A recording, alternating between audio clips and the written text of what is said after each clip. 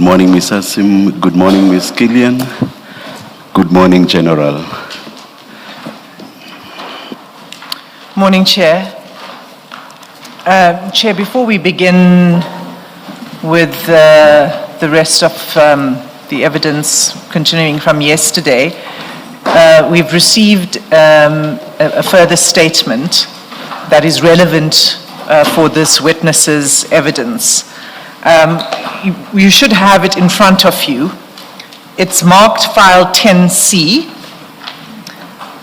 and it's also marked CJC 81. So it's handed in as an exhibit. Oh, it's a file. It's like this. Oh, I'm looking for. Thank you, thank you.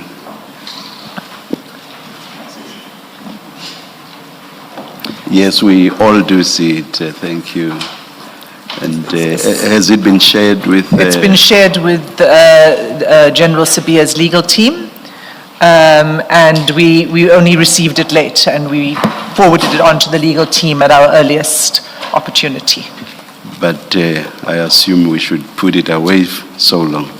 That's right. I think that they would need to use the lunch adjournment to go through it. They've not had an opportunity, sufficient opportunity to read this. Do you think you'll be reaching it this afternoon? I'm asking because that will eat into their lunchtime, unless you think you'll be using it this afternoon already. Can I get back to you on that, Chair? All right, thank you. Yeah, that will depend on what Ms. Killian says. Thank you, Chair. Good morning. We did receive it approximately 10 minutes ago. We have had no opportunity apart from just establishing who the deponent is. And we will assess our position during lunchtime. Thank you. Thank you, Ms. Killian. Are we ready to start, Ms. Yes. Hassim? Thank you. Thanks, Chair. General, yesterday, just before we adjourned, we had, at least from my side, I had concluded, I think, my questioning on the letter of the 17th of January. But before I move on from that, Chair, if there are any other questions on 17 January letter. Okay. Is that letter, let me just find out from the general, is that letter what you refer to as the disbandment plan or not really?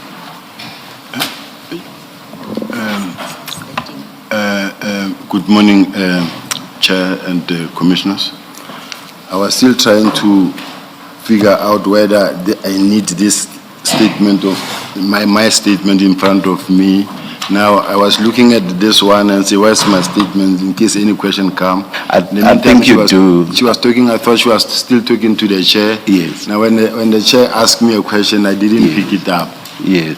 I think you do need your statement throughout because from time to time the evidence leader, the commissioners are likely to take you to your statement. So I think it should be somewhere close throughout. And, yes. And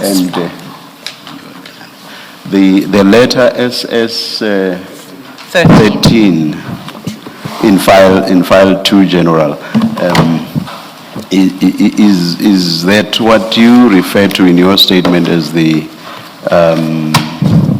implementation plan? I just want to get to the letter. Yes, yes. Sure. SS 13.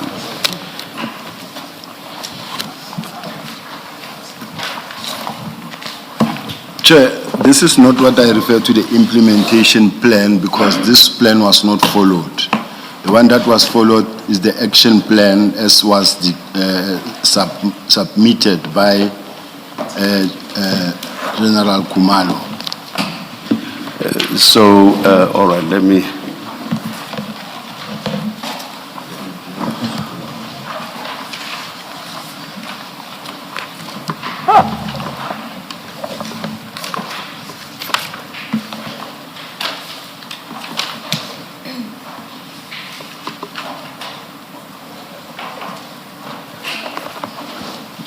I just asked you to have the statement close by, and I don't have mine close by, but I found it.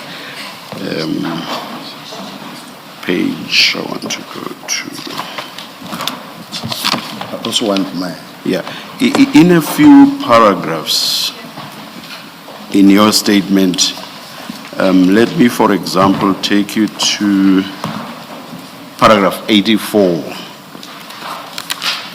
There you refer to the implementation plan and you say provided as follows, and you list a lot of things there.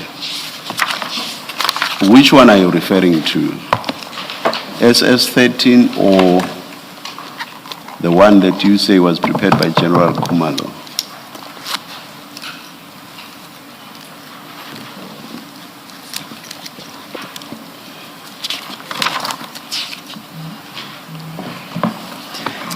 Paragraph 84. At paragraph 81 as well, you say, consequently, I changed the name on the implementation plan to my own, and on 17 January 2025, I signed the implementation plan. So you refer to that at 81, you refer to that at 84, possibly you refer to it elsewhere as well.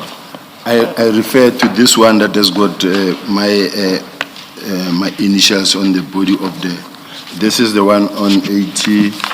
Is SS13. That's SS13. 13. So anywhere where you refer to the implementation plan in your statement, you are referring to SS13. That is correct, Chair. All right, all right. So before you step off the letter then, if it is the implementation plan, I would like to deal with some aspect of that implementation plan. Absolutely, Chair. Yes.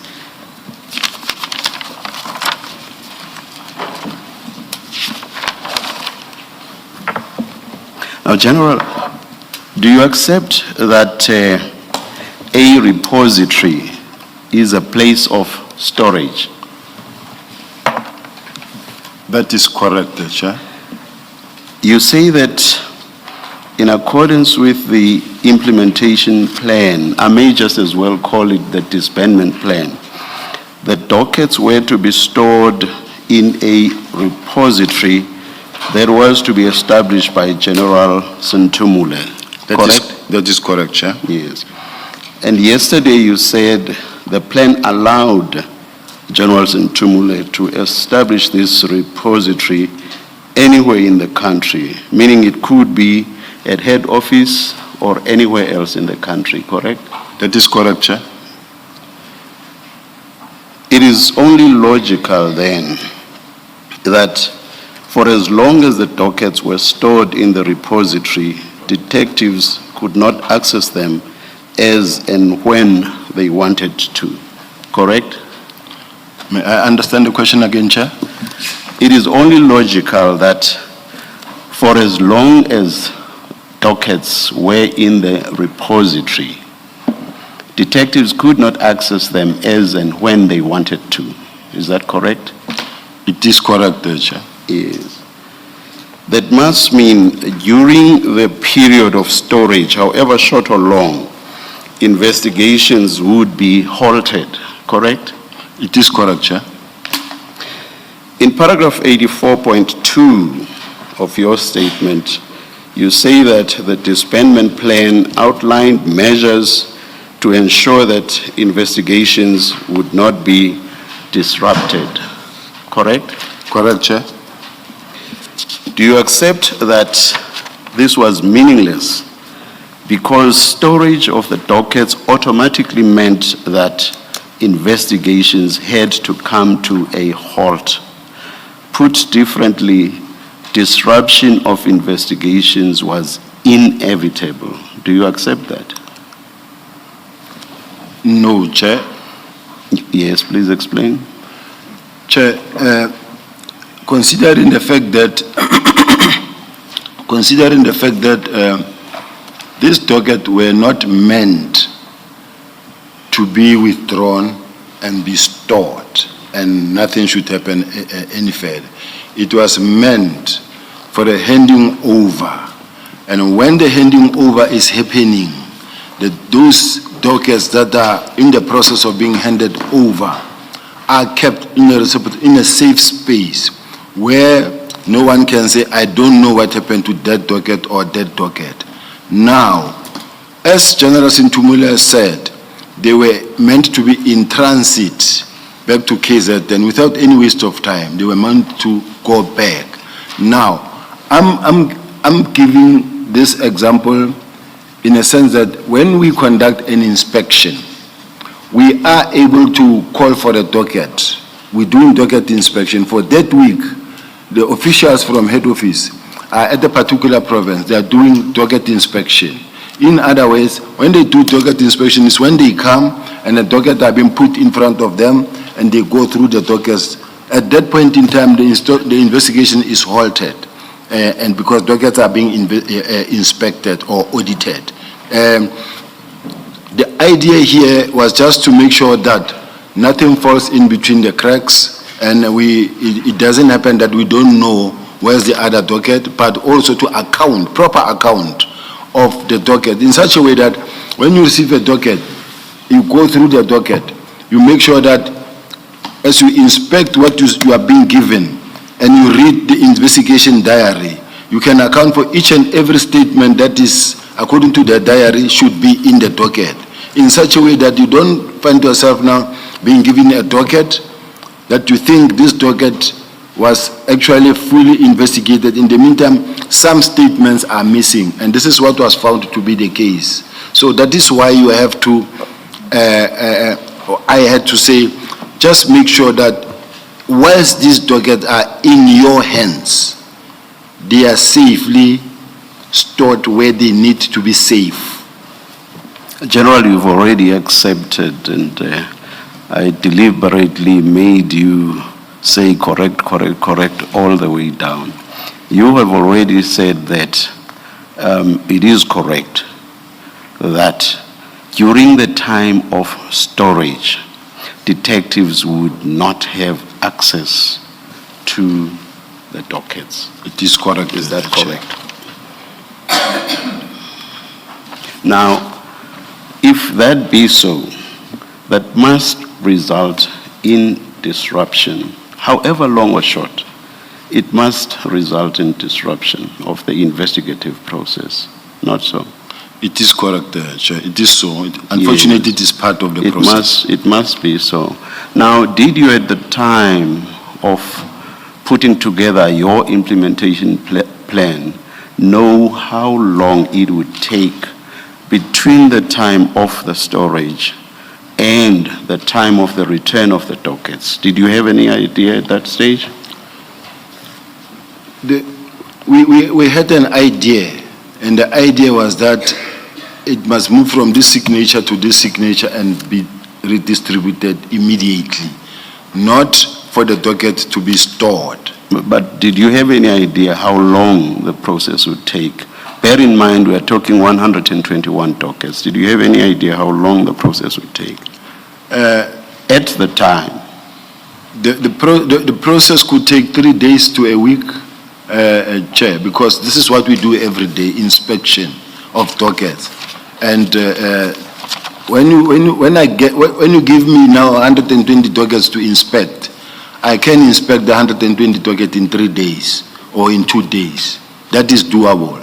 And then for the dockets then to be sent back to KZN or as it was intended to be. General, you say you do inspections of dockets every day. You have never called for 181 dockets at the same time for inspections, have you? Remember a few answers back, you said that I can call for a docket to inspect it.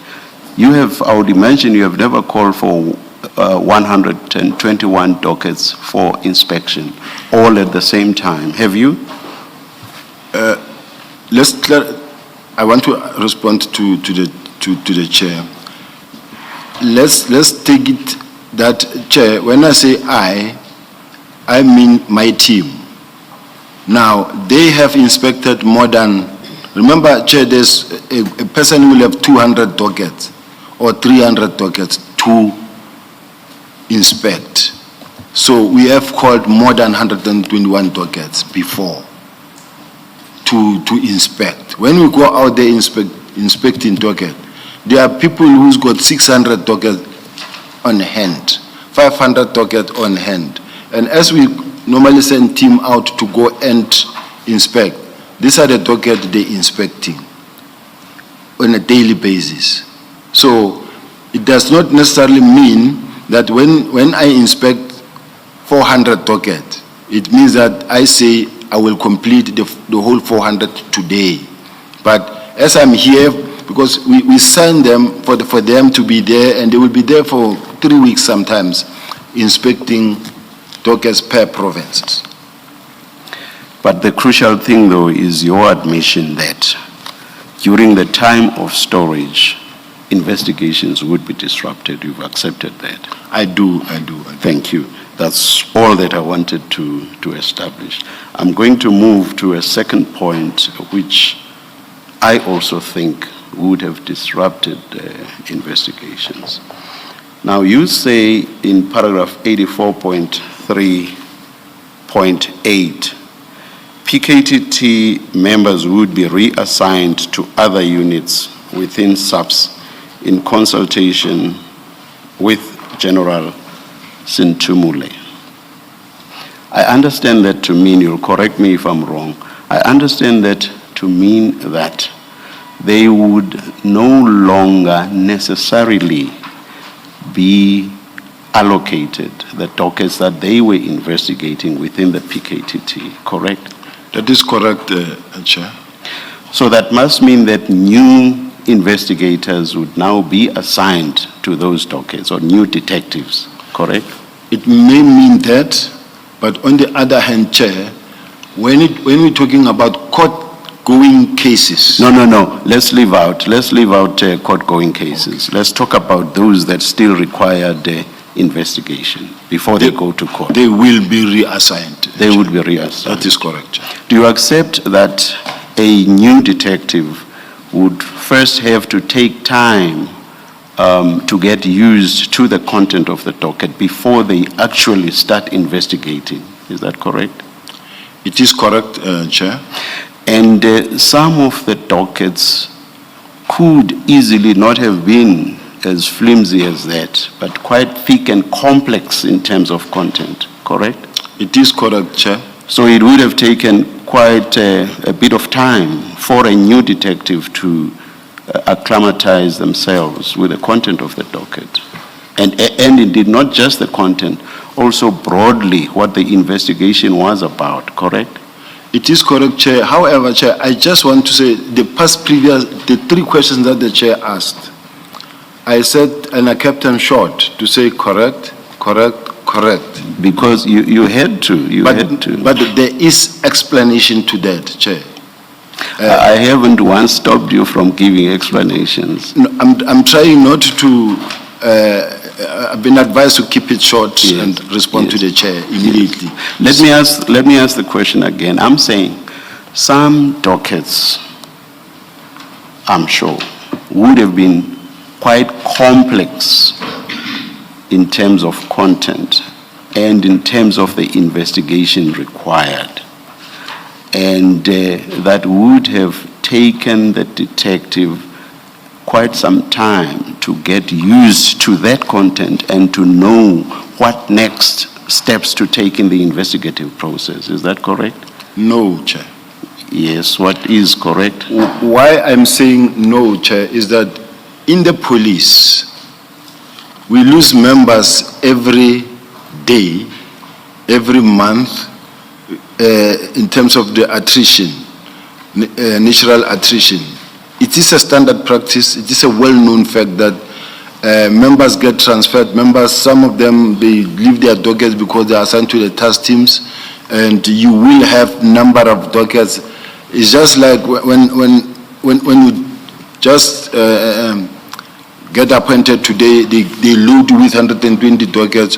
Or what will happen, Chair, is that to get the first docket, you read the A1. A1 statement is the complainant statement. They give you the whole background of the case. Now you see the case. And then after that, on A1, then you can see what was the directive of the commander in red pen, and then other statements that were attached. So it's a normal practice, Chair, that is not really. It is unfortunate, the system and how the system is built. and how it works. It does not necessarily mean that only the PKTT. And the last example that I'm going to give the chair is this one. Remember, Chair, in December they took the dockets that were being investigated by a team from head office. They took all those dockets, the PKTT, they took all those dockets, and themselves they didn't consider the fact that what they expected to have been done in their own docket. They didn't consider having to speak to the stakeholders or going through those dockets themselves. They even returned them without having written any instruction on them or having done anything on them. So what I'm saying is that it is a standard practice. It may be some of the weaknesses within the system, but it is exactly like at court, in the prosecutor. There are instances where, for instance, the prosecutor is running with a case. All of a sudden, either the prosecutor dies or transferred or feel that I'm conflicted, and this docket now get allocated to a new prosecutor, and it happens on a daily basis, Chair. General, unfortunately, that does not answer my question. Okay. All it does is to say that this happens and then you have to bring in a new detective. That's not what, and then the new detective has to then look at the content.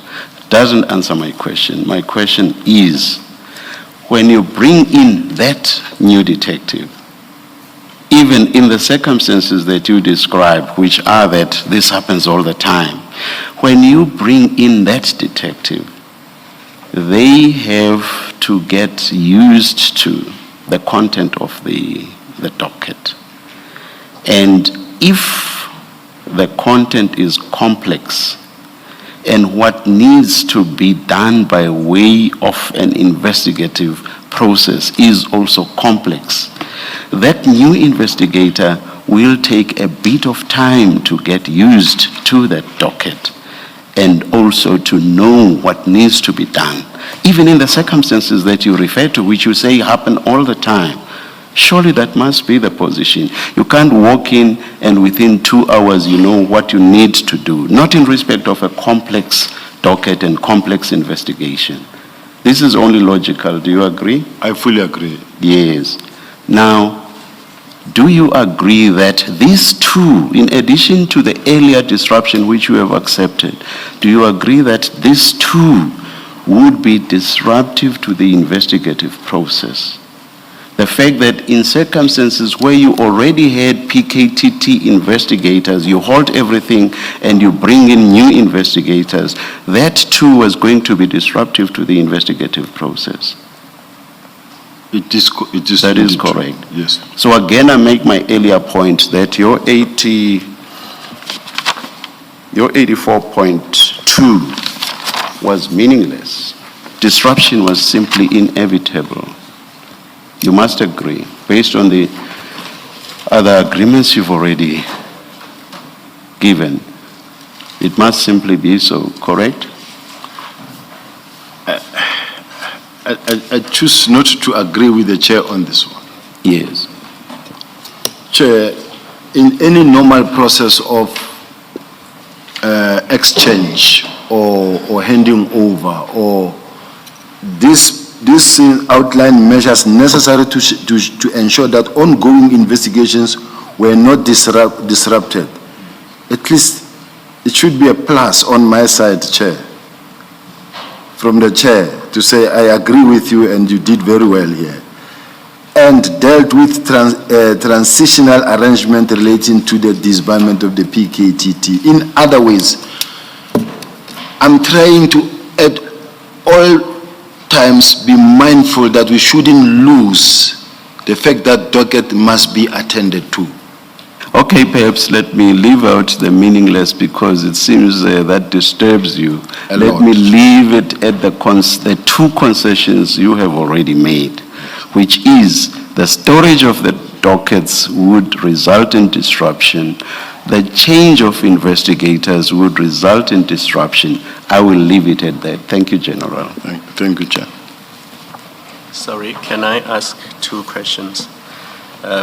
General, I'm worried that you have contradicted yourself or I misunderstood you. Remember on the first day when you came here, I asked you a question. Was your instruction to General Kumalo that the PKTT dockets must be transferred to the detective? And that was, your answer was yes. Do you remember that? I do. Yes. So there was no instruction that General Sentumule must go to KZN and simply inspect dockets. Do you accept that? I do.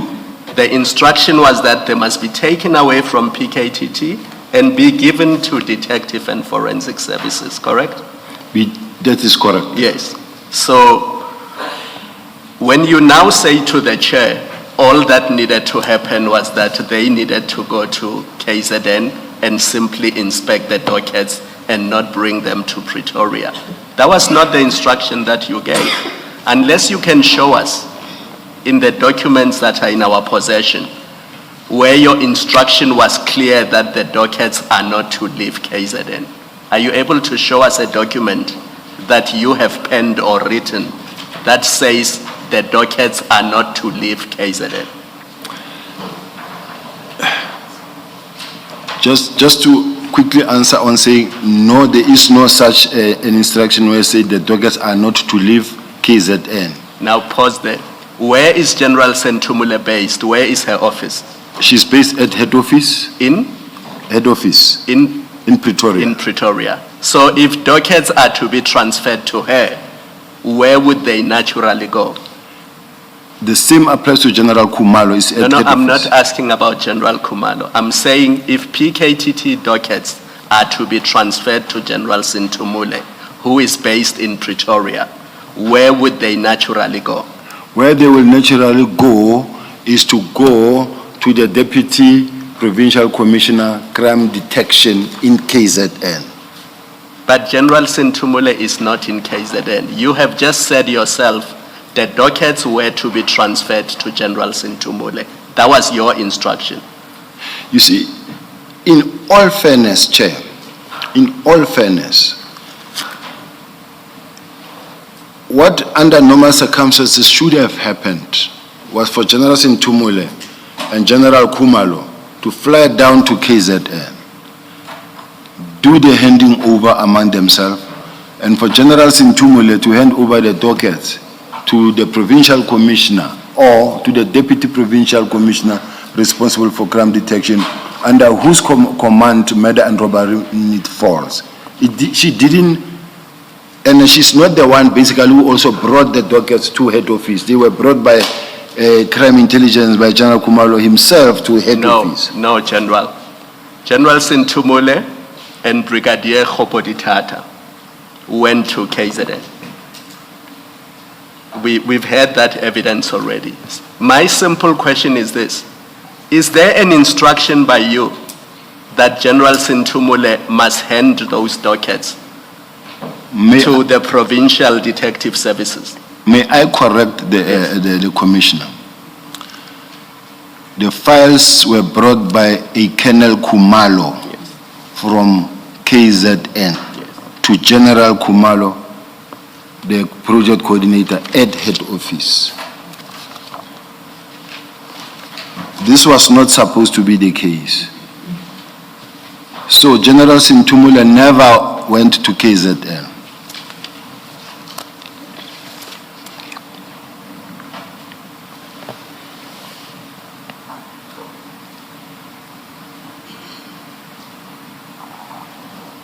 General, remember my question was, can you show us your instruction? Remember in SAPS we work with instructions. So they report to you, you give them instructions. And you've accepted that your instruction was that General Kumalo must hand over the dockets to General Sentumule.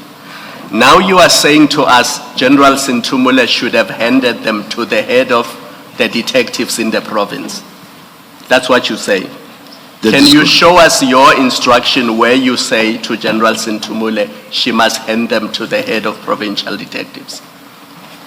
It either exists or it doesn't. If it exists, can you please show it to us? Commissioner, in a normal working environment, I understand I'm now in the commission or before the commission.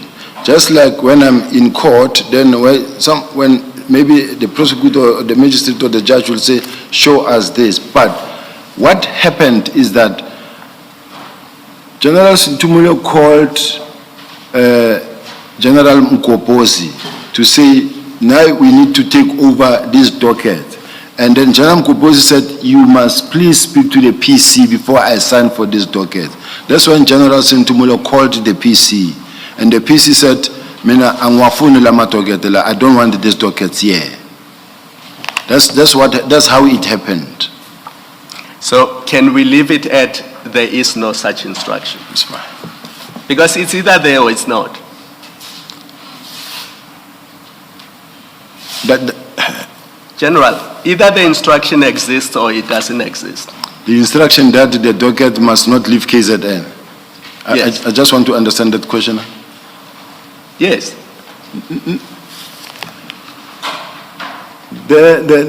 For the docket to be brought to KZN. General, the instruction exists or it doesn't exist? It doesn't exist. Yes, thank you. Chair, may I raise, Yes, General. may I raise a concern? Yes, General. You know, Chair, there's no wrongdoing whatsoever that happened in the process. But the way I am being pushed into a certain corner that says, is there an instruction that says the docket must go to head office or not? I've never given such an instruction. It never happened that I said, take the docket from head office to now. General, it was planned maybe. They decided to take the docket themselves to head office. Now it is on my shoulder, and I'm the one who must now bear responsibility why they left KZN to head office, when in fact I did not give such instruction. That's the only concern I wanted to raise, Chair. Thank you, General. We will assess the testimony at the appropriate stage and see what we think happened or did not happen. Thank you, General. Thank you, Chair. Thank you, Chair. On this same topic, the letter we were going to move to may make this discussion even more clear. Could I ask you, General, to have a look at your letter of the 4th of February, and that's SS17.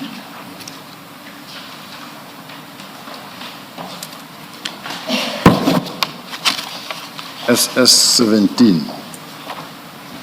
Ms. Hassan, can I just check something? You're not starting a new topic.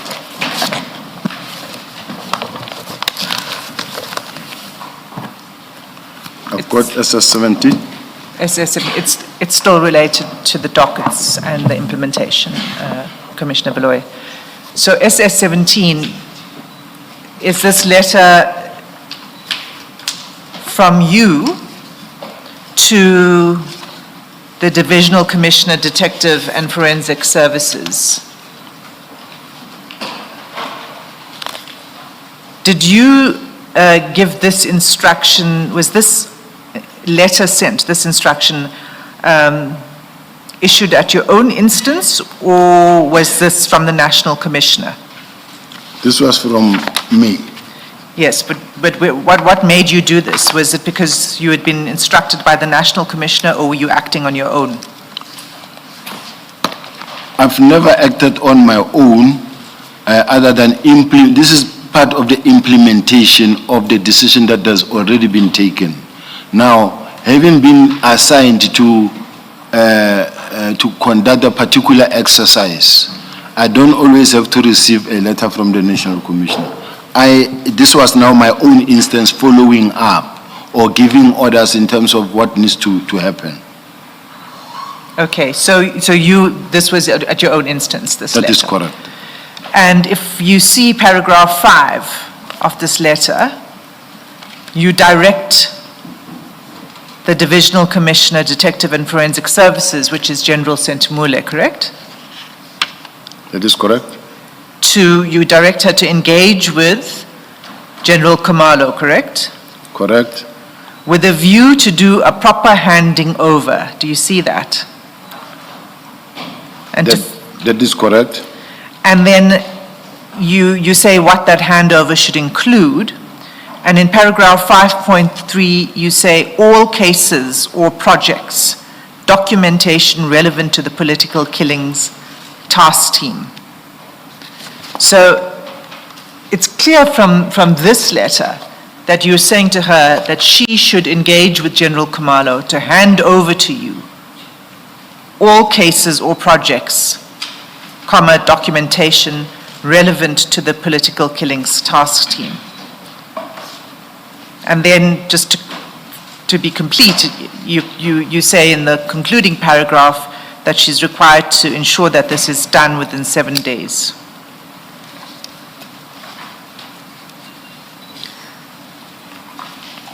So what I'm saying to you is that contrary to what you're saying now, that there was no instruction to do it, there does appear to be an instruction for the dockets, amongst other things, because it says cases or projects, documentation, all material, electronic recordings, all evidential material to be handed over. That's the instruction. That is the instruction. Yes. You agree? Yes. So it's clear then that General Sentumule was going to take possession of the dockets and all of the evidentiary material. That's correct. Okay. And that's at your instruction. Yes. Thank you. May I clarify something? Yes. But taking possession by General Sentumule doesn't physically mean that she's the one who's going to go there, get the docket, get everything, put in the car and bring to head office. It means that now it is under her direct control. Well, I agree with you. It doesn't say that she should go and collect it. What you say is that she should engage with General Khumalo to hand it over to her. That's correct. Right. And she is, as Commissioner Khumalo put to you, and you've accepted, is based in Pretoria. So the only place where she could receive it is Pretoria. No. You say no. Yes. How else would she receive it then? If the PKTT is based in Durban and it is about the work in KZN, simplest thing to do was General Sentumule and General Khumalo to fly down to KZN, meet, even if they went with a team, meet, do the handing over in KZN, and then they fly back, it is done. I don't understand how that would work in practice. Where would the dockets go? Exactly what I directed to say, let them go to murder and robbery unit. Where? No, you said to a repository, please. I'm sorry, Mr. Sim. You said to a repository to be established by General Sentumule. I'm sorry, Mr. Sim. And you also agreed that that could have been Pretoria. You may continue, Mr. Sim.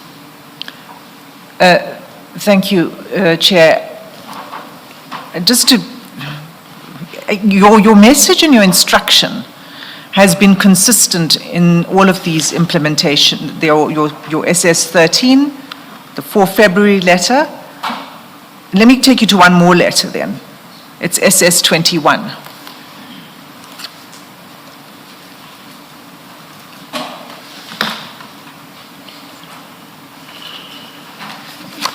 It's a letter 22 April.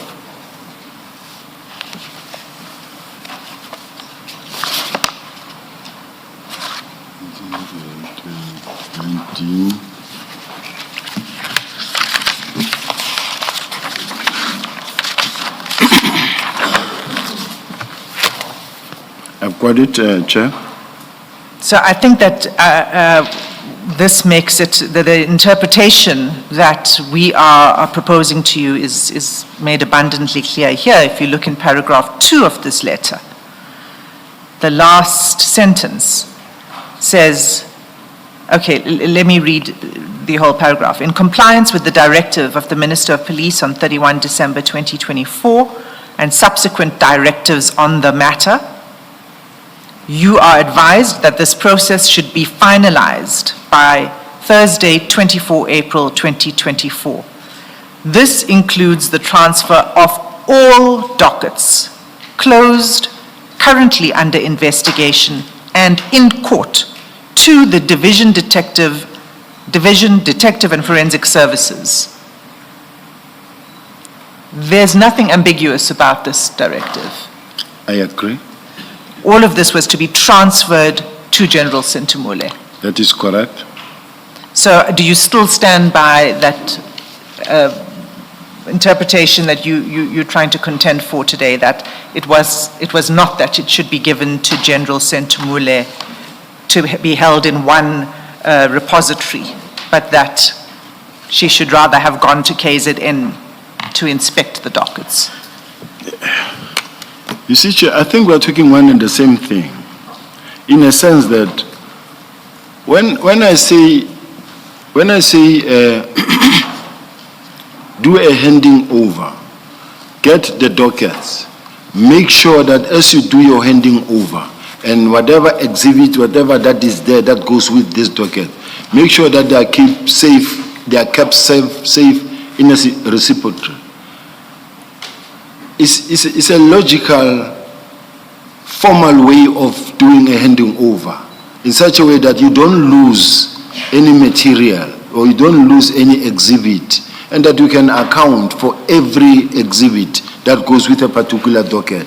It was just a precautionary measure that says, make sure that these dockets, all of them, if there are any exhibits anywhere, make sure that they are also kept safe. And there's no any other way it could have been done other than to say, if I am to say, you are the Divisional Commissioner of Crime Intelligence, and you are also doing investigations that falls under Murder and Robbery Unit. Take this docket to Murder and Robbery Unit. Now, in between the process, let us make sure that we don't lose exhibit, we don't lose docket, and we don't have any docket failing to go to court because of the process. It's just a simple administrative process. Yes, but you see the difference between what you're saying now and what you say in this letter is that you don't say in this letter that the dockets should go to murder and robbery. You say the transfer of all dockets closed, currently under investigation and in court must go to Division, Detective and Forensic Services. Murder and robbery yes. falls under that. So you're saying what you actually meant was that it should go to murder and robbery? Yes. That's what you meant when you wrote this? That is General Sentumule. General Sentumule has given evidence to this commission and testified that she was placed under pressure to collect the dockets, placed under pressure from you to take possession of the dockets. What's your response to that? I would agree. Okay. And General Khumalo has also testified and speaks specifically to this period after the 4th of February, the letter. And he said that between 4 Feb and particularly after 4 Feb, he said it was during that period that the Divisional Commission, that General Sentumule was pressing him to hand over the dockets to her. So you agreed that her understanding was that she must take possession of it.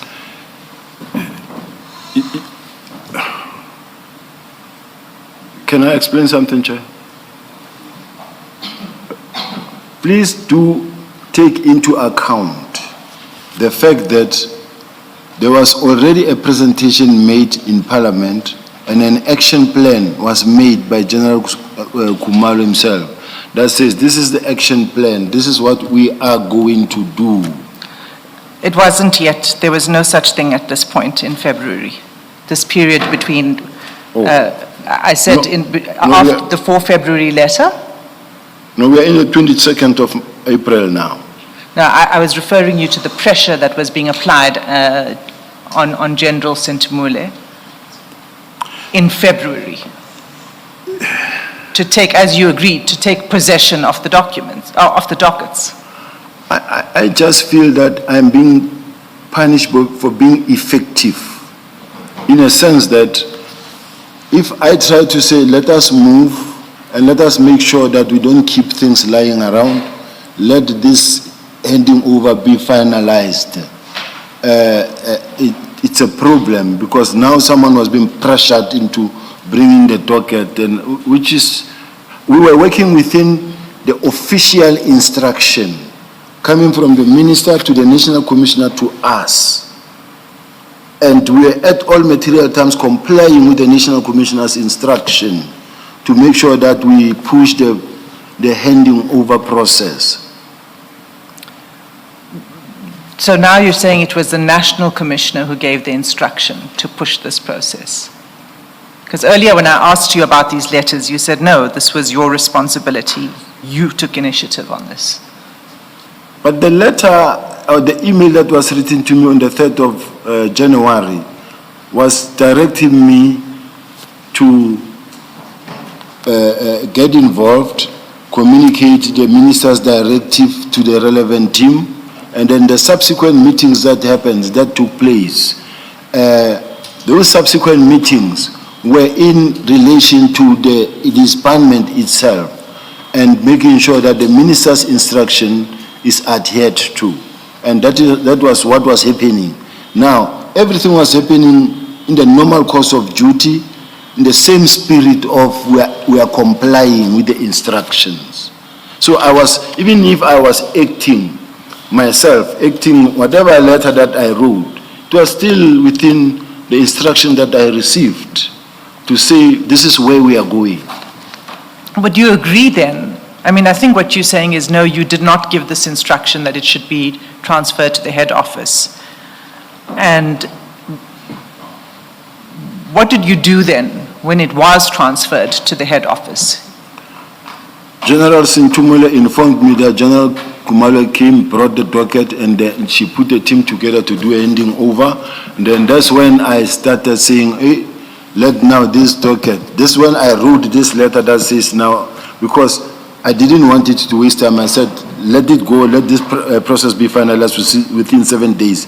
Because I was trying to shorten even the date, the time in between, to say these dockets must now reach where they must be investigated within a very short space of time. Now you can see that time, for me, time was of essence. And so that we do this process and finalize it without any delay, further disrupting the further investigation of the docket. That's not quite what is said in your letter of 22 April, because it says you're calling for the transfer of all dockets, again, closed, currently under investigation and in court, to General Sentumule. That's what you're calling for? Yes, yes.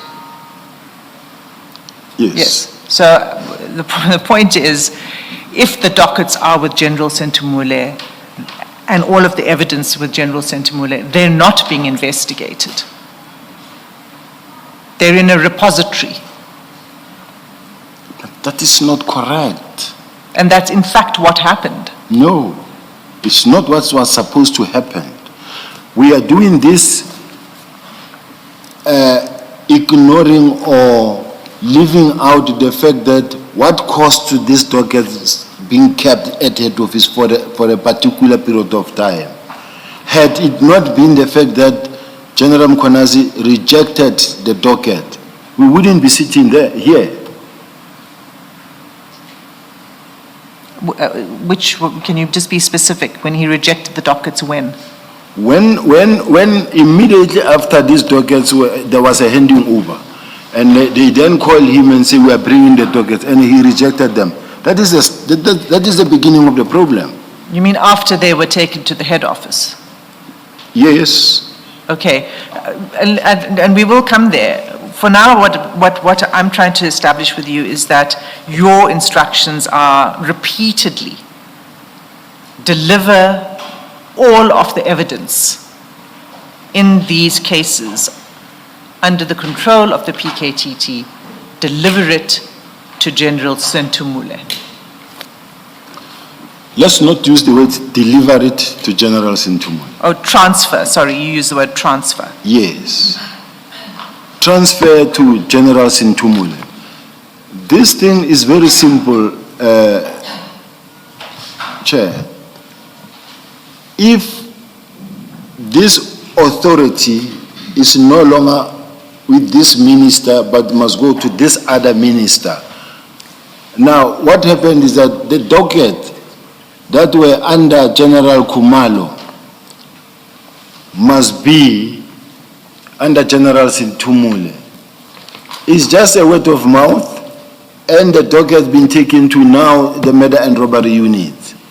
It's not something that is really should be complicated or take too long or affect any service delivery, even though there was that in between this delay, service delivery was of course affected. But within the short period that I specifically gave,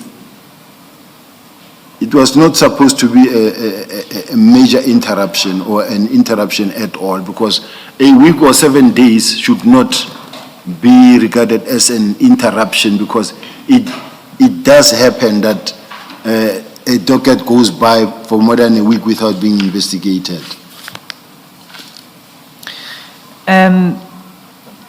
Have you had any experience in disbanding a task team? Yes. And have you previously removed dockets from a task team and distributed it? Not necessarily, because they didn't need me specifically, and there was never such an outcry for a task team to be disbanded, because it is just a task team. For it to be disbanded is just a word of either is done in writing, and then the members come back, the local continue with the investigation. So it's not something major, something huge, something big. Not at all. Right. I wasn't asking about whether there was an outcry. I'm asking about the removal of dockets from a task team and reallocating them to other investigators. We were talking about 121 dockets. They were quite voluminous, those dockets. But it's a small number. 121 dockets is a very small number. I'm sitting with more than 6,000 people who are carrying between 200 and 500 dockets. So you say it could have been done quickly, but the inspection, and you referred earlier to the inspection that was done by General Motsepe. General Motsepe says that the time it took just to do an inspection was from 19 May to 30 May. That's the time period doing the inspection. Do you recall that? I don't, but I'll take it. And I mean, and you would agree that there's a difference between inspection and investigation, correct? Yes. So in that period of time, all they were doing was... Was your answer yes, General? You whispered. It is a yes, Chair. I'm sorry.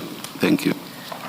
and in that period of time, the inspection, according to, in fact, if I'll just refer you to what General Motsepe said, it might be easier.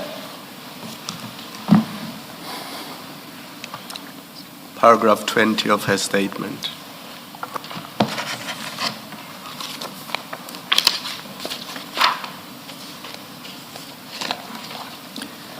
Thank you, Commissioner Kumalo. That's quite right. It's paragraph 20. First of all, let me tell you which file it's at. File 4 of 10. File 4 of 10.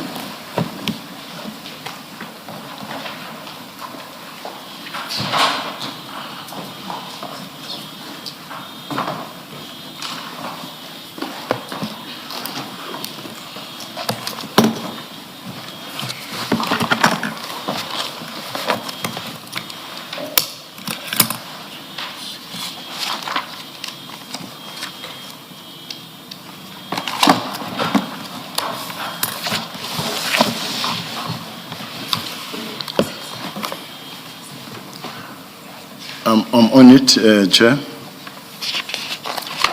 Paragraph 20, she says, I instructed my team to conduct an analysis of the dockets and to prepare a detailed report on their findings.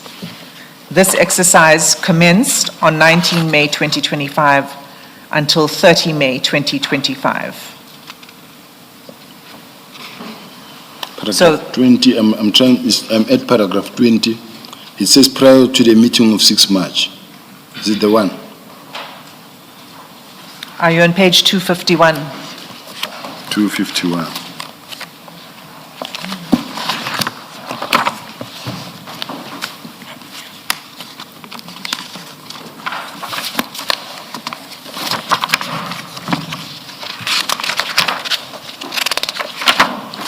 Got it?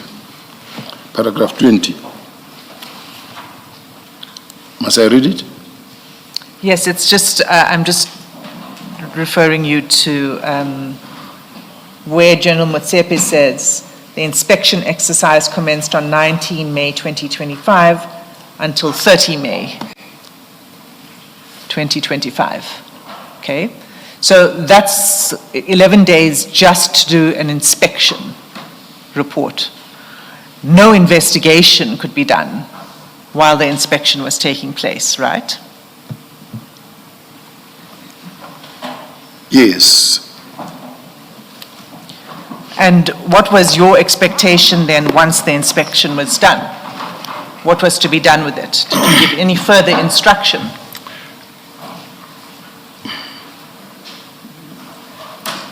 Before I respond to the chair, the 11 days that we're talking about that took to do the inspection, there's nothing untoward in that period in doing the inspection. It's part of attending to the docket themselves. It is work on its own.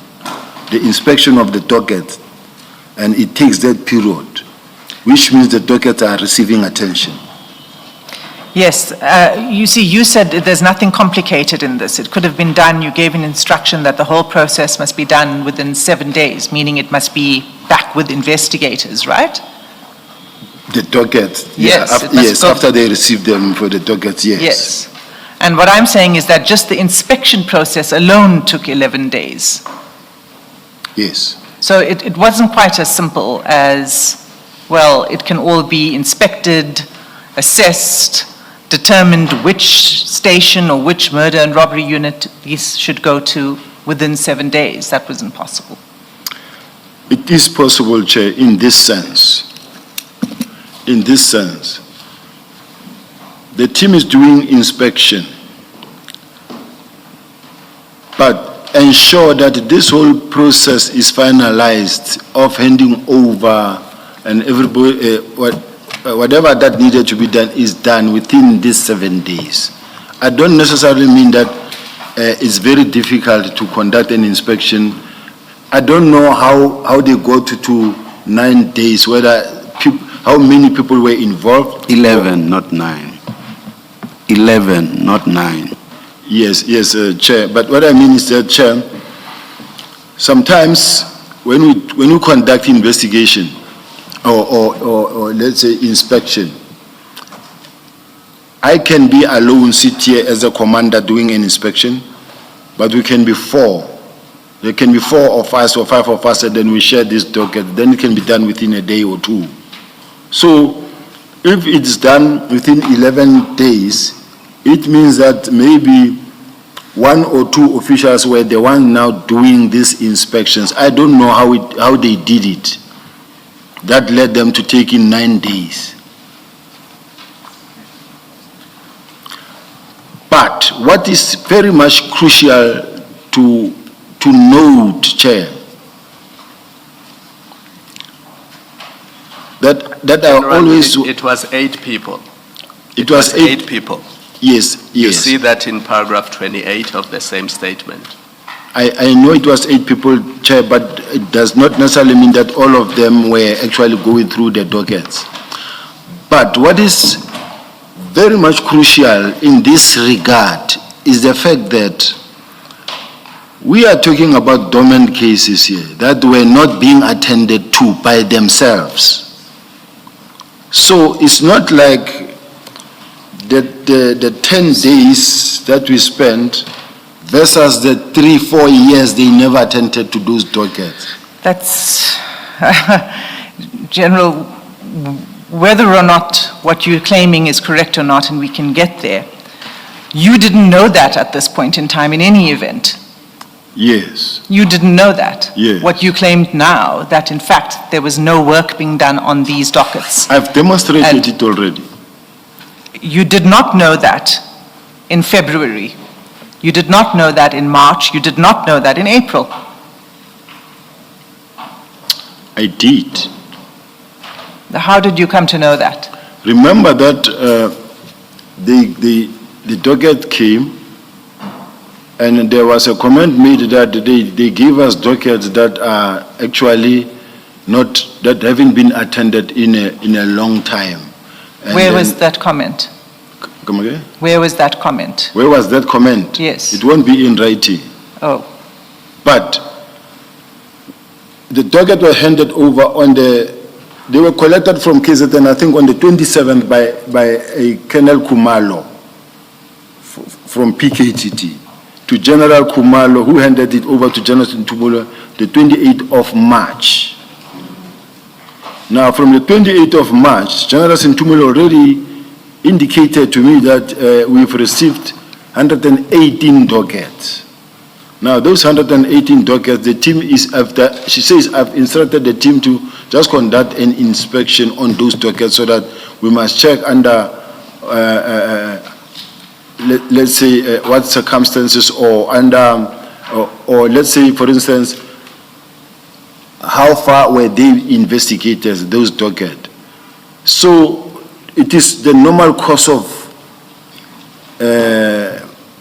duty or how we do it when you do a handing over. You've got to be able to know that this docket, I found it under this condition. This is how it was. Now, they said this docket, if you can look at it, many of these dockets are not political related cases. who said that? General Sintumula And and when General did she say Motsepe. that? And when? It was after the handing over. How long after? It's not a difficult question. It's just that I'm listening to this question. How long after? I mean, I asked you a question because you said, look, the fact that it took so long and the inspection, it takes whatever it is, that period of time, you anticipated me where I'm going, I think. You tried to anticipate my question by saying, you know, there was no work being done on these dockets in any event. So what does it matter if an inspection period was 11 days, which is a long time? to me, I was given the inspection report that demonstrated that these dockets are very old cases. When were you given that inspection report? Unfortunately, at this point in time, Chair, I'm sure Chair, I've mentioned it before. I'm not in office. I don't have gadget. I don't have anything that can remind me or assist me to remember anything, everything. But the bottom line is that I do have the report. And this report I read. And what I unfortunately even failed to do as I was reading that report was to also say which ones are political, which ones are not political related. And Just an approximation, then perhaps, General, it was May, it was April, it was June. And to be clear, you're referring to the inspection report? The inspection report. By General Motsepe? by the team,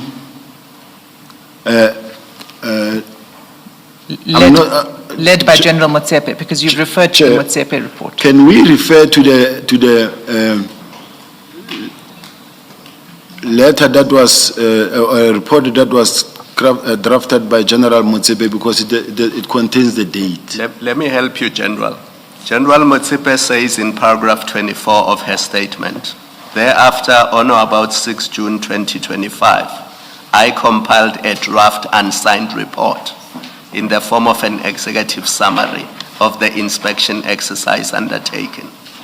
The purpose of the draft report was to motivate for a budget allocation for these dockets to be investigated and to get direction from General Sibiya and General Sintumule.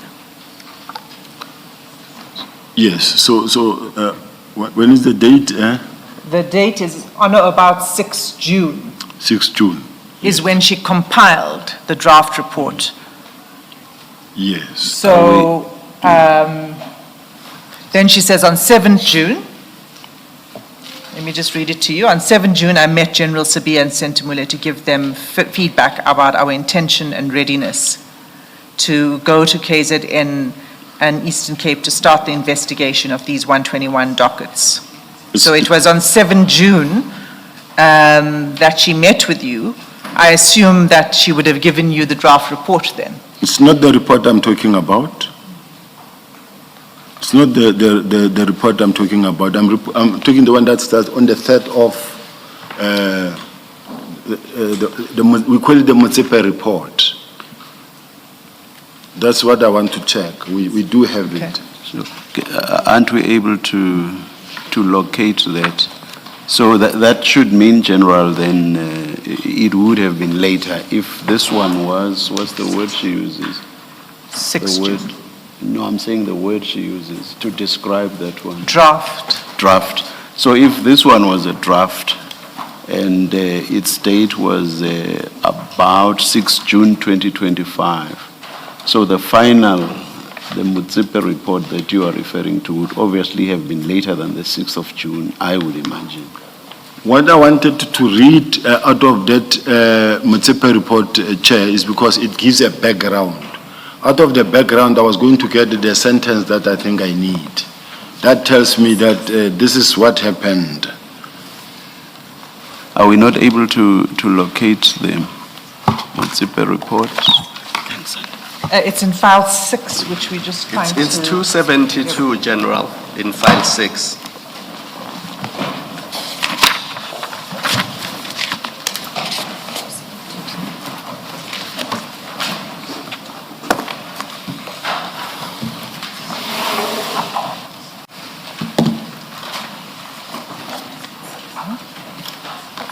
You'll see the bottom page numbering in red, because the top one will say MCM 1A2. I think it's the very first document, if not the second.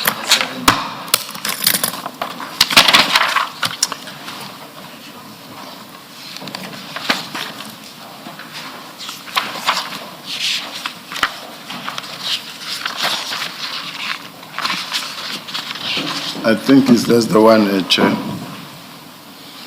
Do you have it? I've got it, Chair.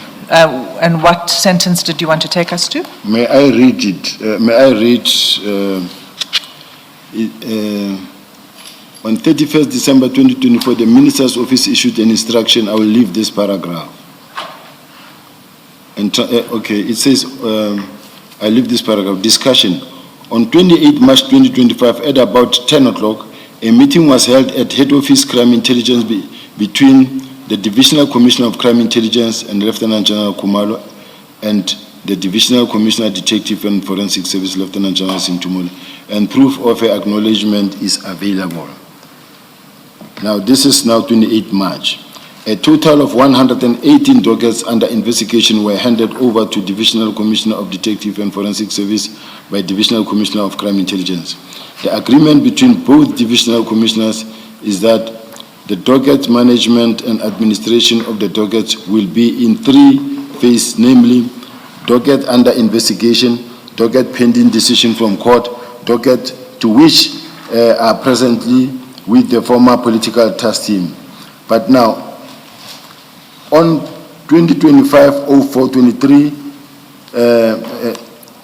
3 dockets under investigation from Eastern Cape were handed to the Divisional Commissioner, Lieutenant General Sintumule.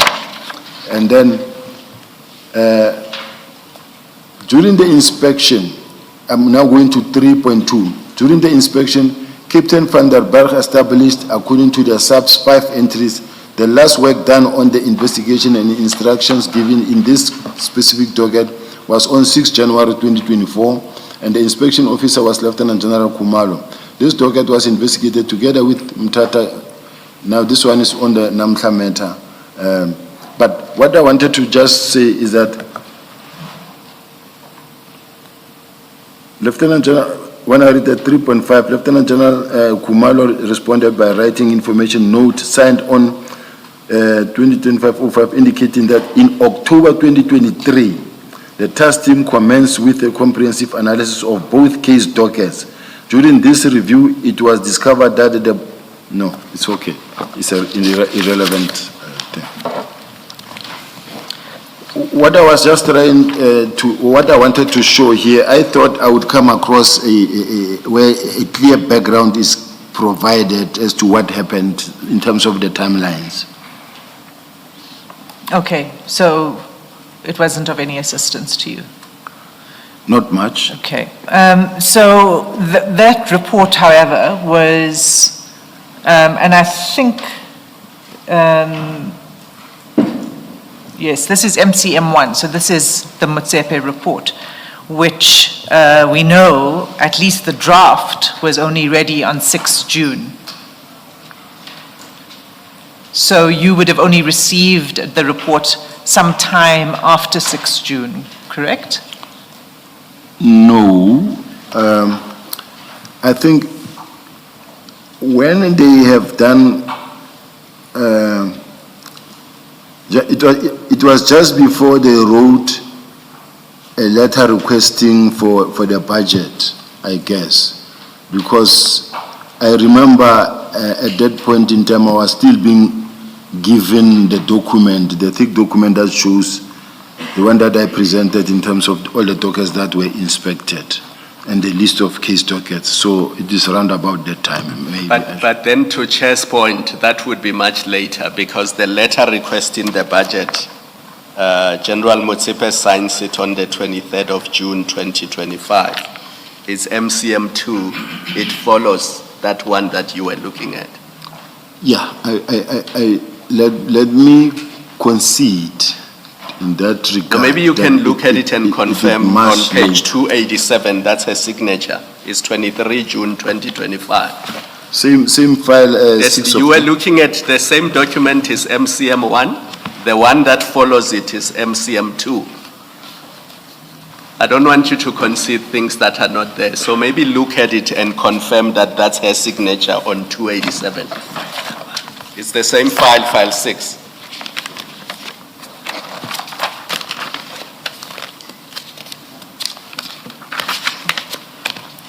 Yes, this is a signature on the 23rd of June. Yes. Yes.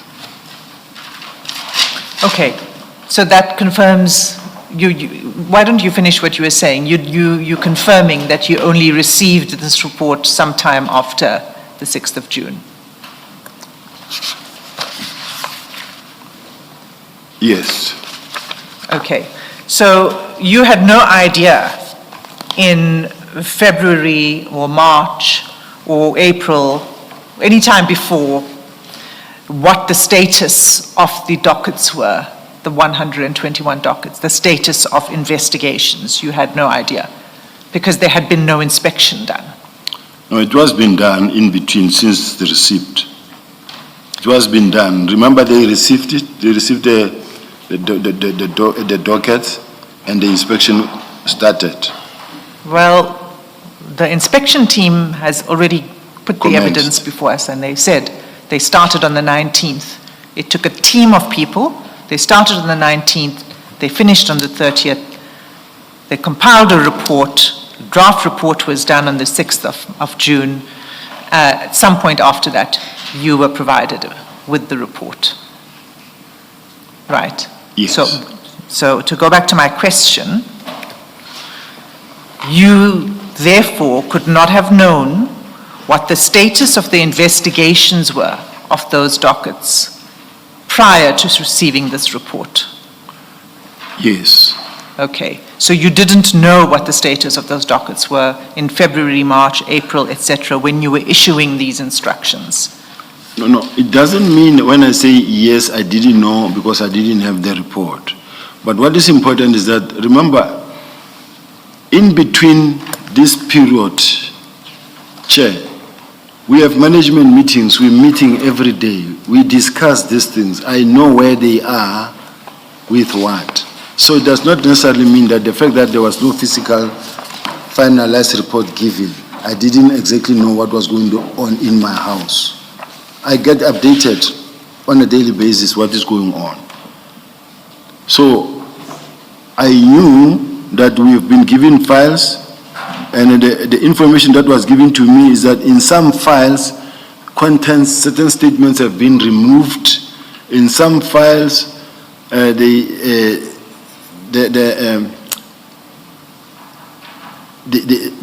in terms of the number of years they haven't been attended to. So this, then to me, I was interested to have that final report then. Okay, so you wait for the final report. These dockets now have been there since the 28th of March. In all of that time, until it was returned, ultimately, in August, I believe, 2025, you would agree that no investigation was done on those dockets, correct? I agree, no investigation was done. Chair, may I add, I don't want it to look like I'm just being asked one question and I want to still go to Polokwane and come back. But there was no investigation done, I agree. But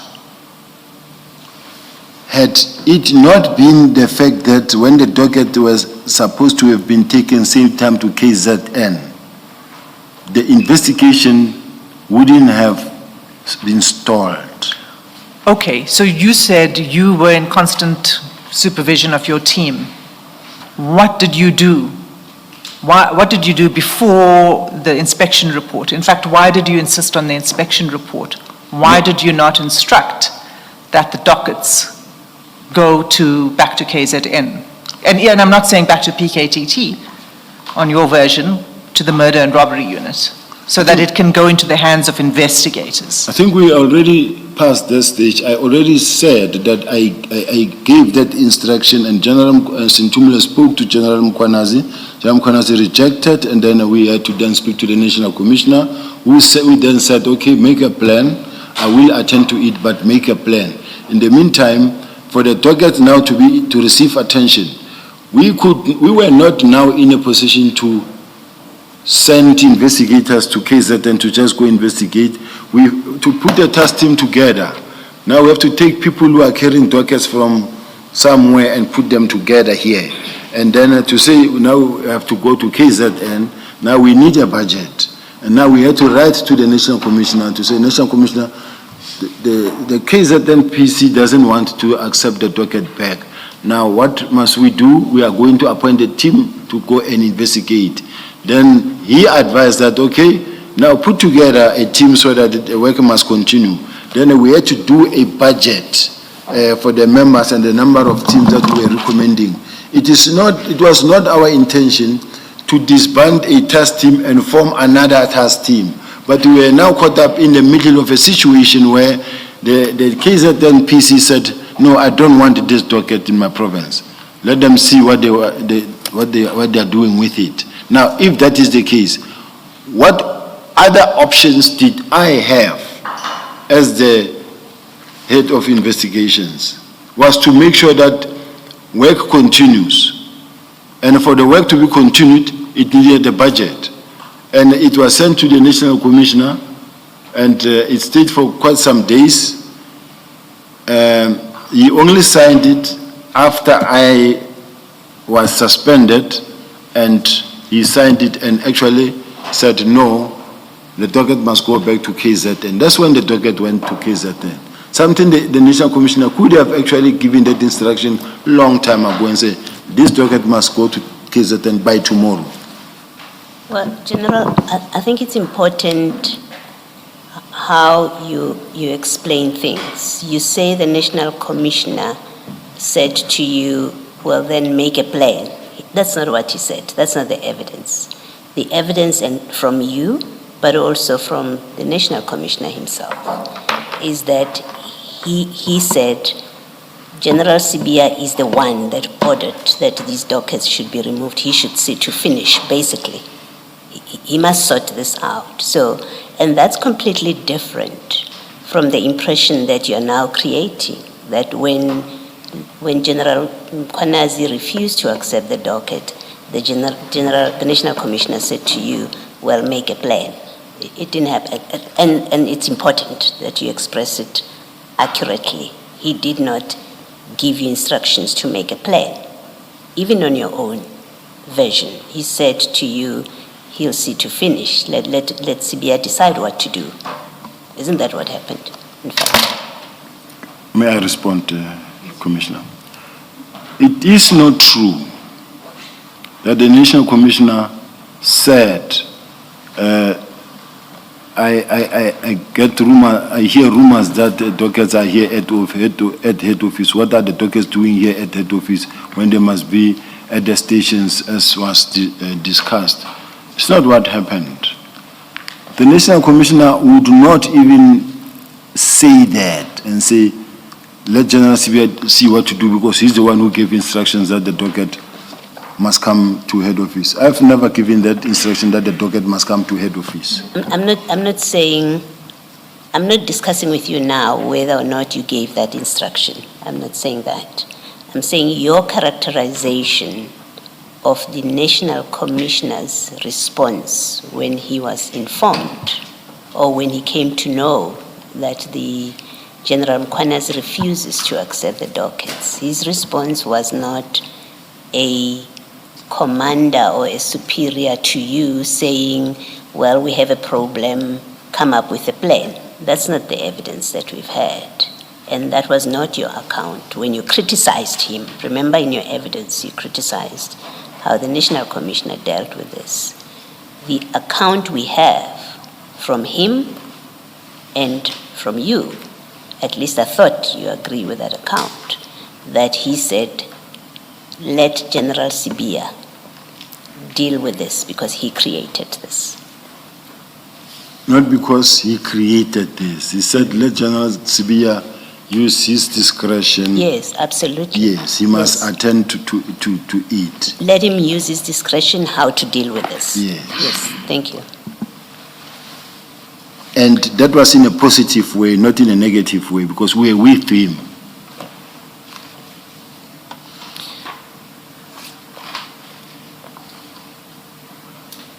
Let me give you my understanding of this, the way it appears, and then you can comment. Is that a very serious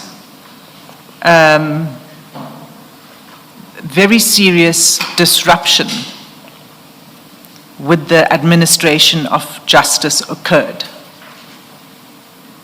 in the handling of these dockets. I think you'd agree with that. I really don't agree with that, Chair.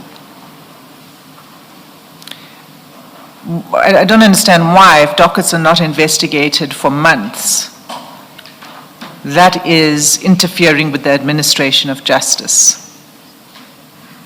And I'm not talking about you personally right now, I'm just saying as an objective fact, what happened here was very serious. And it constituted interference with the investigation of active cases. I fail to reconcile the fact that the evidence leader ignores the fact that these dockets were not being investigated since 2018. For a very long time, they were not. But even even when you compare 3 to 5 years to 3 months, and you find 3 months to be the travesty of justice compared to the 5 months where those dockets were sitting gathering dust somewhere. General, even if it were true, which there's a different version, let me just say, about whether they were being investigated by the PKTT. Even if it were true, that is no answer to what I'm putting to you. Chair, I will simply not agree that there was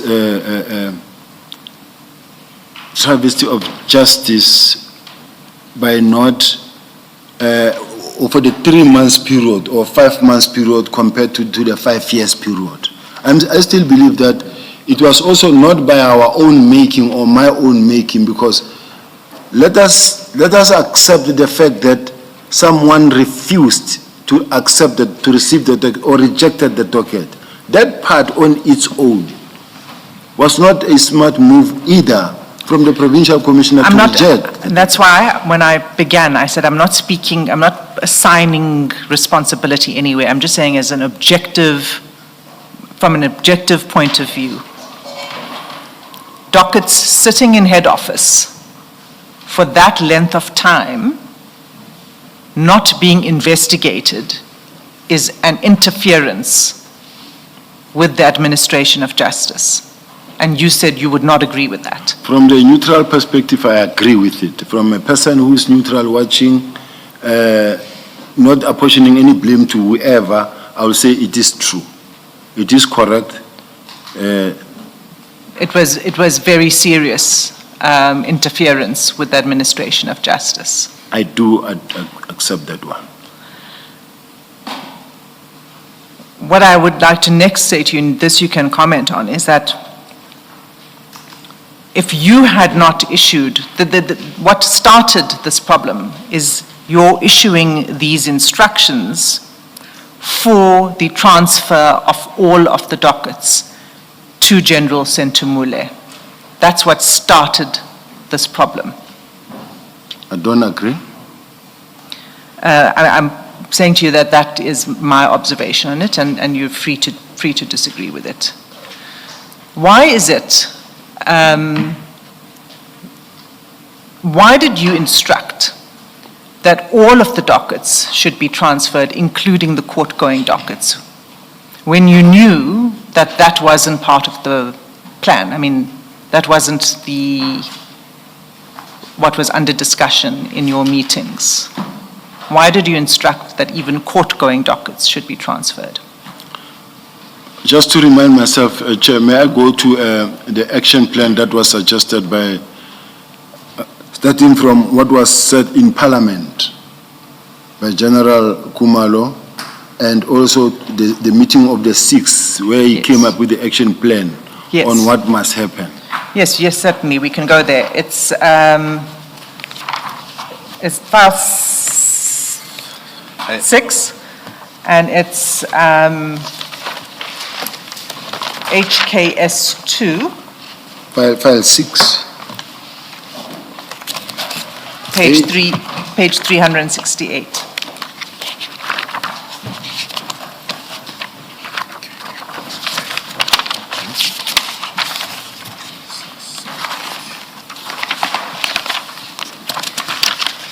Advocate Hassim, just check if the action plan he's not referring to is the one in file 2, page 271. Remember, there was the briefing and the action plan. I thought he referred to the 6th of March. Yes, it would have been the same, but there's the action plan, which is the steps that needed to be followed. It may be that it also appears in the same document. Is page 10? Yeah, it's the same on page 10. Page 375.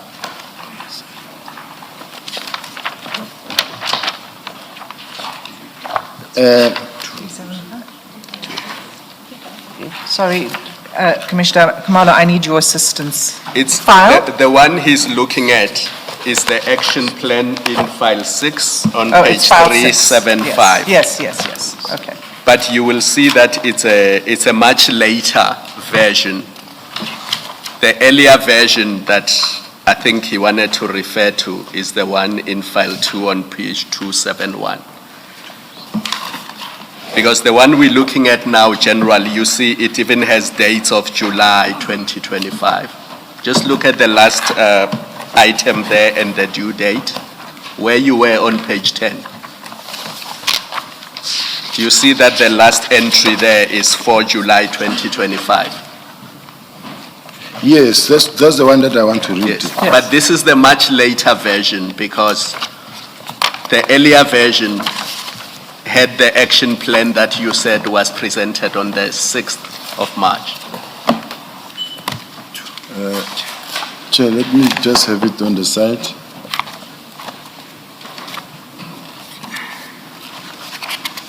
File 2, Advocate Hassim, on page, it has 2 page numbers. The other page number is 271, the other one is 337.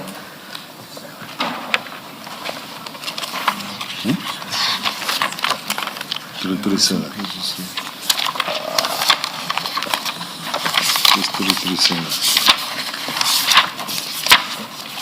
But it's the Yes. same. It's the Yes. same. It's SS 19, I think. SS 18.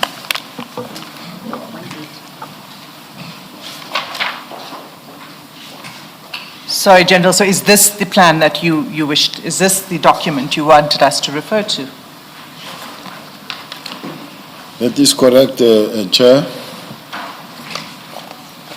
Now, Maybe before you speak to it, General, this plan, who's prepared this plan?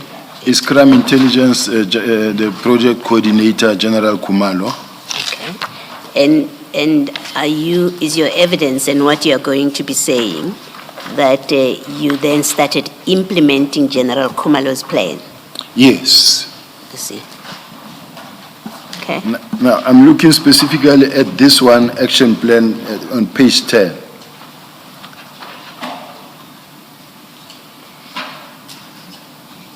On page 10. Oh, this one, no.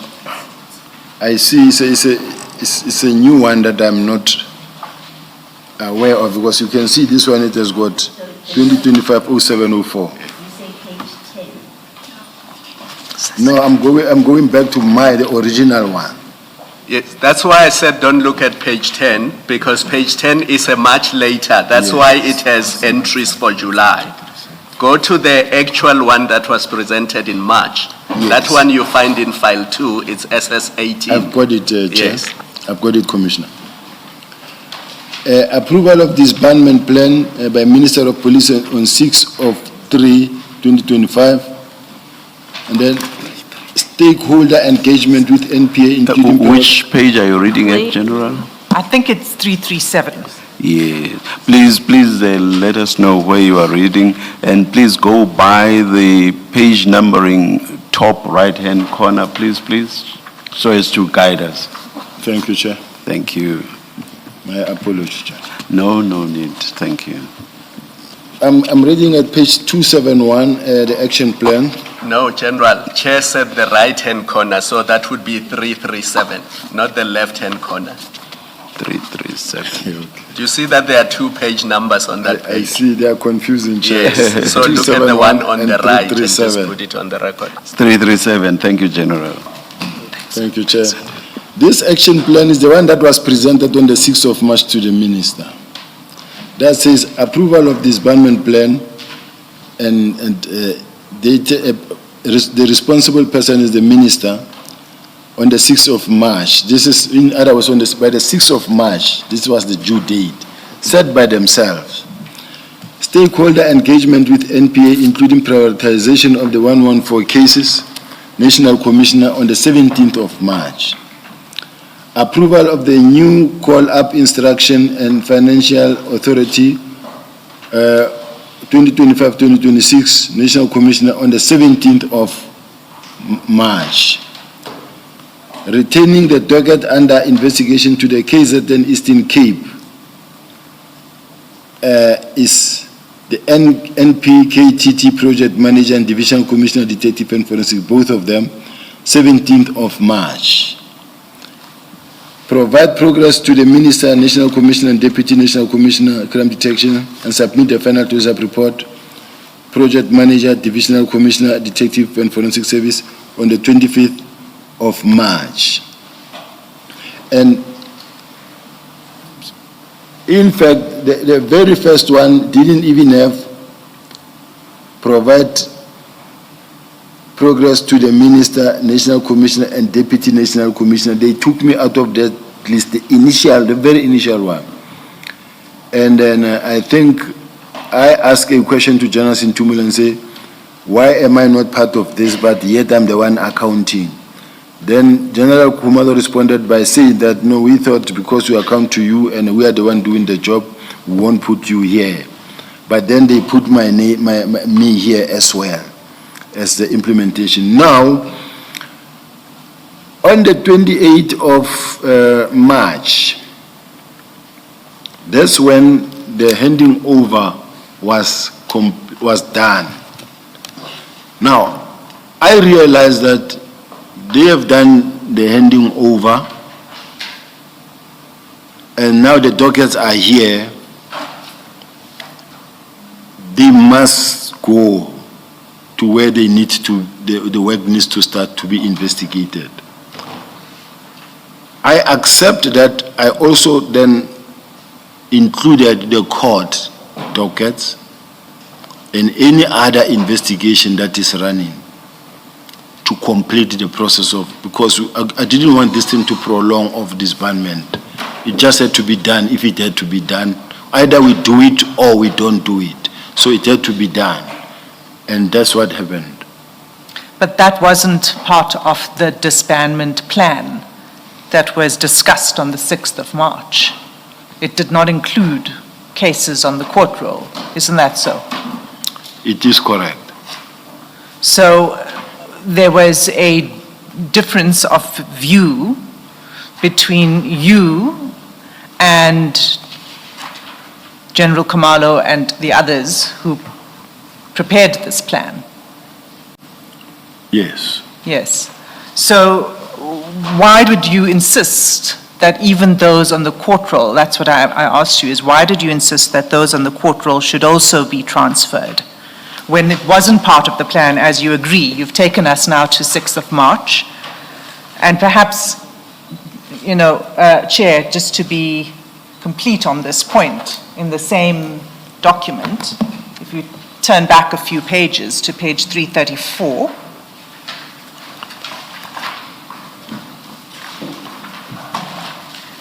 the last bullet point. Are you there, General? Not. 334. The last bullet point says the 114 dockets, and then it's broken down, that are on the court roll will remain with the team that will be scaled down. That's the PKTT. That will be scaled down both in KZN and Eastern Cape until the finalization of the prosecution processes. So this was envisaging that those on the court roll would remain with the team until they're finalized. So why did you act on your own and say, despite the plan, even those on the court roll should be transferred? I didn't act on my own. We were with the minister, together with the national commissioner, when this plan was presented before the minister. The minister, when it comes to, because there was one where they say retaining the docket under investigation to KZ, and it gave the date, and then there was one that spoke about the court docket. Then the minister said, this is partially, he said, this is partially approved, but I'm concerned about the court cases because they could take 5 to 10 years to come. And as a result, go and revisit this. So the minister, I think, he even testified even on that day, I'm not sure, but there was this, it was not wholly approved by the minister as is. He said, I'm worried about the court cases because they may take 10 years to be finalized, which means the PKTT must still continue for the next 10 years. Now, Commissioners, you must have heard also General Khumalo talking in Parliament saying that it takes, if it took 7 years to establish a task team, it must take 7 years to disestablish task team. It's not how it works. If a task team was established for a particular purpose, to go and extinguish the fire there, once the fire is extinguished, it can be disbanded. You don't need the same number of years. Now, as we speak, in their own version, the cases that were started in 2018, 2019, they said are going to be finalized now in 2025. And they said, all these, in Parliament as they presented, they said that they expect that all the cases will be finalized in 2025. Themselves saying all the cases will be finalized in 2025. To date, I don't think that's the case because it's not how it works at court. So, which means, when we say disbandment and then we say the court cases, the team will remain with the court cases for the next period of time. It may be 10 to 15 years to come. Now, as far as I'm concerned, as far as we are concerned, as the detectives, is that if cases are transferred, even the investigating officer who investigated this case can still go with his own investigation. The rules are not strict or hard enough, fast and strict to say that. General, I think the question, you've gone far away from the question that's been asked of you. You were referred to page 334 of this plan, which you referred us to, the 6th of March presentation to the minister. And 334 says that, that in that last bullet point, that cases that are, or dockets that are on the roll will remain with a team that will be scaled down. So this is on the 6th of March. Your letter of April, so you were in a meeting and you seem to now be, reconciling with this plan on the 6th of March. But that report or that plan on the 6th of March says the matters on the roll or the dockets on the roll will remain with the team. They will not be taken away from the team. But you in April, even an earlier date, but in April, you say all dockets must go to General Sintumule. So your instruction in April contradicts what is contained in 334. So you have to have an explanation. And that's why I asked you earlier, my question, if you remember, I asked you earlier, is your evidence that you then started implementing General Khumalo's, I call it General Khumalo's plan, but I'm speaking to this plan. Is your evidence that, and you say, yes, I started implementing their plan. That's what I was acting on. But that's not what you are doing in April. In April, you give a contrary instruction to what is contained in 334. It's one or the other. You either carried on implementing your plan, which is what SS21, the letter of April, is about. It's your plan. You carried on with that. Because then it doesn't make sense that you would give the instruction you give in April and still say, well, I was implementing their plan. Please explain that. What I'm explaining, Chair, is that I think it is important to confirm, and I do have it somewhere, I don't know if it's also in my statement, that the minister partially approved this plan, this action plan, not wholly, not as a whole. He raised concerns when it comes to the court docket and say, if you say the court docket will remain with the task team, it shouldn't be the case. because it will take too long. Okay. So can we then agree that in April, when you gave this instruction in April, you were not executing this plan? You were executing a completely different plan as relates, at least for present purposes, as relates to dockets that are going to court. You were not implementing this plan. You were implementing your plan, taking into account what you say the minister expressed concerns about dockets that are going to court. Can we at least agree that?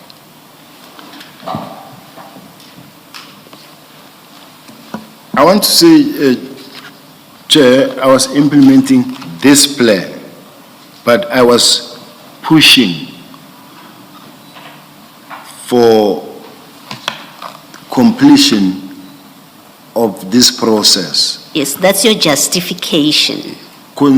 That's your justification for what you did, that I was pushing. I'm not there. I'm trying to establish a factual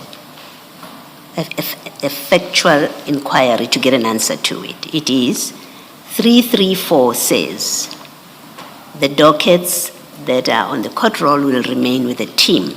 That's what it says, 334. That's General Khumalo's plan. Your letter of April says differently. It says even those dockets must go to General Sintumule. Can we agree that it's a fact that comes out of these documents? Forget why you did it. I just want us to agree on the fact. We do, Chair. All right, thank you. And just to add to Commissioner Baloy's point, even the much later plan that was presented to the Minister on the 27th of March had the same entry. That's the page 10 you were referring to. On page 372 in 56, it also says court-going cases, all 117 of them. Remember the much later plan, you said this one was partially approved, and in March, on the 27th, they had to present a new plan to the minister. And you referred us to page 10, page 375 in file 6. Do you remember? On this, the one on page 10. Yes, in file 6, remember? You see, Chair, this one, quite honestly speaking, I see it for the first time. No, listen to me, General. Later in March, remember there was a plan presented to the minister on the 6th of March. Correct. And you say he partially approved it and told them to go back. And And reconsider. on the 27th of March, they revised the plan and they presented it to the minister. And we all know that that's the day when all hell broke loose. But the point being made is that on page 7 of that 10-page document, on 372, that entry remains that the 114 dockets that are on the court roll will remain with the current investigating officers. So just to make it clear, it's not new investigating officers. It's the same investigating officers. And the point Commissioner Baloy is making is that you were not implementing this plan. You were implementing your own plan, because your own plan was that all dockets must come to detective and forensic services. So you can't say you were implementing General Khumalo and General Masemula's action plan, because their action plan did not contemplate court-going dockets being taken from the current investigating officers. And you can read it for yourself. That's what it says.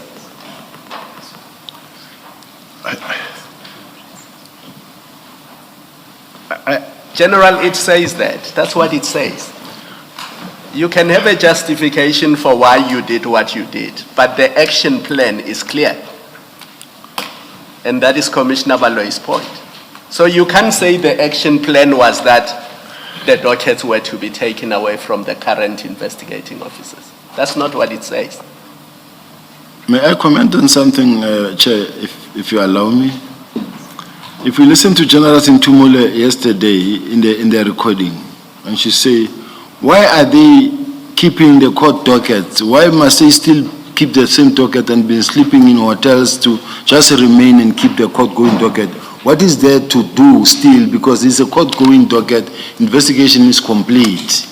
Now, which means the court-going docket, it's a done deal. Whether the investigating officer goes with it or it goes to the next investigator, the bottom line is that it's done. It's not like an investigation that will require. So I understand the process, what the commissioners are saying, that I was implementing my own plan. I was implementing the plan that even the minister raised a concern and said, I'm worried, however, about this thing of the court docket remaining with the team, because which means if the dockets are going to be there for the next 10 years, this instruction is not going to be complied with. General, can we just agree that you were not implementing the action plan, you were implementing your own plan? Can we just agree on that? I will agree, Yes. Chair. And at that point, Ms. Asim, I'll return to it after the adjournment. let's adjourn and resume at 22. Let's adjourn. Thank you, Chair.